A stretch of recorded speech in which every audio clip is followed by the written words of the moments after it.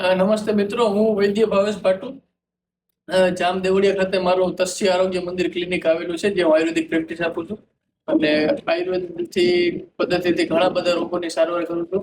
કોઈ પણ જાતનો વાવ હોય, ગમે તે દુખાવો હોય, જૂના મણકાનો દુખાવો હોય, ગાદી કસાતી હોય, કે પછી કોઈ નસનું દબાણ હોય, ગમે તે તકલીફ હોય એને આયુર્વેદિકથી સચોટ એકદમ સારવાર આપું છું.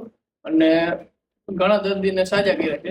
એ સિવાય થાઇરોઇડ હોય કે પછી આપણે ચામડીને લગતા કોઈ પણ રોગ હોય કે પછી સ્ત્રીને લગતા કોઈ પણ રોગ હોય, આ બધા રોગોની સારવાર આયુર્વેદ દ્વારા મિત્રો શક્ય છે. એકદમ આયુર્વેદ એક મોટો દરિયો છે. આયુર્વેદમાં એટલી બધી ઔષધિ આવેલી છે ને કે એનાથી એક જ રોગની અનેક ઔષધિથી સારવાર થઈ શકે છે. અને એ સિવાય આપણે આયુર્વેદમાં પંચકર્મ છે, સ્નેહન સ્વેદન છે, ચલોગા થેરાપી છે, રક્તમોક્ષણ જેને કહેવાય એ છે.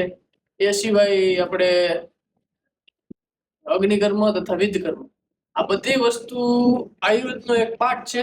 અને આ બધીથી જૂનામાં જૂનો દુખાવો પણ મટી જાય અને એ શક્ય છે. અને ઘણા બધા દર્દીઓને મટ્યું છે.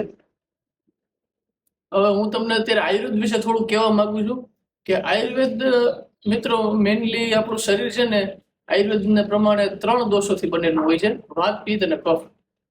આ 3 દોષ સમ માત્રામાં હોય ને તો આપણા શરીરમાં ક્યારેય કોઈ જાતનો રોગ આવતો નથી. ગમે તે રોગ આવે ને તો આ 3 દોષમાંથી ગમે 1 દોષ અથવા 2 દોષ અથવા 3 દોષ ઉપર નીચે થયા હોય તો જ આપણા શરીરમાં ખલેલ પહોંચે છે. અત્યારે ઘણા બધા માણસો આયુર્વેદ તરફ વળ્યા છે, ઘણા બધા આયુર્વેદને માનતા પણ થયા છે. તો એ એક પ્લસ પોઈન્ટ છે. અને હું પ્રાઉડ ફીલ કરું છું કે મેં આયુર્વેદિક ભણ્યું છે. કારણ કે આયુર્વેદ છે એ ક્યારેય નુકસાન નથી કરતું, એ તમને હાજર જ કરે છે. રોગની સારવાર આયુર્વેદથી થઈ શકે છે.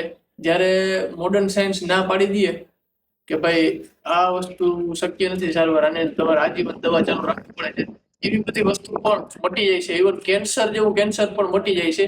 અને મારા ગુરુ છે વૈદ્ય પાંચાભાઈ દમણિયા, જેના પાસે રિપોર્ટ પણ છે, બધું ટેસ્ટ છે, એકદમ પ્રૂફ છે કે એને આયુર્વેદિક થી સત્વવધી ચિકિત્સા અથવા દેવ પાસે ચિકિત્સા, આ બધી ચિકિત્સા કરીને એડ્સ ને પણ મટાડ્યો છે. તો આયુર્વેદ મિત્રો મારે ખાલી એટલું જ કેવું છે કે આયુર્વેદ એક ખાલી વાંચવા પૂરતો ગ્રંથ જ નથી. આયુર્વેદમાં એટલી બધી અઢળક વસ્તુ છે કે જે આપણે ક્યારે વિચારવું પણ ના હોય. પણ એની બધીની ચર્ચા હવે આપણે આગળના વિડીયોમાં કરશું. આ વિડીયો લાંબી થઈ જાય